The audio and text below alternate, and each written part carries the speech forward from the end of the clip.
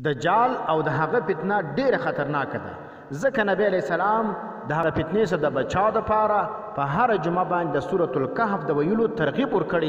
بل موږ وایو خلاصه د دې سورت، دې سورت کې یو مقدمه ده، 4 حصې دي دا سورت، او یوه خاتمه ده. یوه مقدمه 4 حصې او یوه خاتمه ده. مقدمه د 8 آیته پورې ده، دا اول آیت څه ونیسئ بیا تر 8 آیته پورې دا مقدمه ده. په دې کې اول دعوه د توحید ذکر کیږي په الحمدلله سره، چې ټول صفتونه د خدای توب الله لره دي. بیا دا دعوه ثابته کړې ده په چیش باندې؟ انزال د کتاب باندې. الله وایي دا ټول صفتونه د خدای توب ما لره دي، ځکه الله ما نازل کړی دی پر خپل کتاب بنده باندې کتاب. په دې کتاب کې دا توحید ذکر دی، او داسې کتاب دی چې په هغه کې عوج نه دی، کوږوالی نسته، په کې شبهات نسته، په کې نقض نسته. د هغه وروسته بیا په 2 آیت کې بیا د قرآن کریم د نزول مقصد بیانوي چې څه دپاره نازل سوی دی، حکمت یې څه دی. انذار او بشارت دی، دا انذار اور بشارت دی، معنی بیرول دی کفارو لره، نه منونکو لره، او زیر ورکوونکي دي منونکو لره، مؤمنان لره. د هغه وروسته بیا زجر دی پر عقیده د اتخاذ الولد باندې، ځکه قرآن کریم د اتخاذ الولد د عقیدې پر خلاف باندې نازل سوی، لکه څنګه چې عیسایانو ویلې چې عیسی علیه السلام څه دوی معجزات یې ولیدلې، نو دا معجزات پر بنیاد باندې څه وویلې چې عیسی علیه السلام د خدای زوی دی. نو چې د خدای زوی سلو، نو به څه کوي؟ کائنات کې به تصرف کوي، او دی به څه کوي؟ دی به زموږ حاجتونه را پوره کوي، په موږ په حالاتو به خبر وي. دا ګرد اختیارات الله ورکړي دي، ځکه په زوی کې د پلار اثرات موجود وي.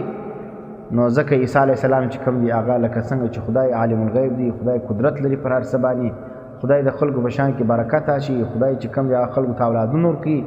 دغه شان عیسی علیه السلام هم دا کارونه کوي. او د اوس زمانې مشرکان هم دا وایي دا اولیاء دي پر الله ګران دي، الله نازولی دي. نو لکه څنګه چې الله عالم الغیب دی، دا رقم الله د اولیاء ته علم د غیب ورکړی دی. دا په پټ خبر دی. الله د انسانانو په مالو په اولادو کې برکت اچي، دا رقم د اولیاء چې کوم دی دې ته الله اختیار ورکړی دی انسانانو په مالو په اولادو کې برکت اچي. دا رقم الله چې کوم دی هغه مافوق الاسباب د انسانانو مدد کوي. دا اولیاء چې تراوننګي دا هم مدد کوي مافوق الاسباب. 100 کیلومتره لیرې کښېنه، نو یو پیر صاحب ته آواز وکړه چې یا شیخ عبدالقادر جیلاني زما مدد وکړه، هغه به راځي وایي معجزه کرامتن تاله دی چشکي رسېږي ستا مدد کړي. دا د نن صیفیان دا وایي. دې بیا راولاړ وایي دا چشت معجزتن او کرامتن د انسانانو مدد کوي. نو بس هغه عقیده د مشرکانو ده، خو بس مازې دا عنواناتو بدلي، کله هغه عنوان وي کله هغه عنوان وي. دا چیرې قرآن ویلي چې انبیا او اولیا به د انسانانو مدد کی معجزتن او کرامتن؟ تاسو آوازونه ورکوي اولیاء ته، انبیاء ته، او اولیاء او انبیاء به تاسو مدد کی معجزتن او کرامتن. دا قرآن او حدیث کې چیر ذکر دي.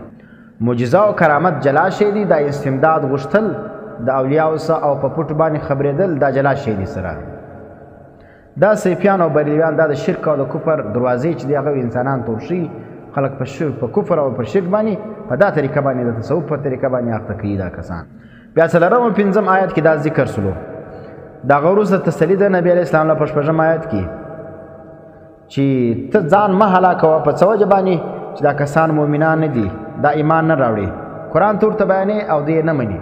ګوره په دې کې تسلی د نبی علیہ السلام لره او هر داعی لره د نبی علیہ السلام په لار باندې رواني چې ستا خبره که څوک نه مني نو ته ډېر پریشانه کېږه مه. ستا کار چې کوم دی هغه صرف بیان دی. دا نو د بیان بعد کې څوک مني کې نه مني دا ستا کار نه دی، تا خپله ډیوټي ادا کړه. نو نبی علیہ السلام ته څه فرمایي؟ فلعلک باخع نفسک علی آثارهم ان لم یؤمنوا بهذا الحدیث اسفا. وینې د افسوس د وجې د دوی پر نه منونکو باندې نه منلو باندې ته چیش مکوه، ځان مه هلاکوه. د هغه وروسته بیا تزهید په دنیا دی، بې رغبتي ذکر کوي د دنیا څخه چې انا جعلنا ما علیها زینة لها لنبلوهم ایهم احسن عملا. چې دا دنیا چې کوم دا صرف ظاهري حسن او ښایستوالی دی، دا موږ د انسانانو د امتحان لپاره پیدا کړی چې کوم یو په دې دنیا کې ښه عمل کوي.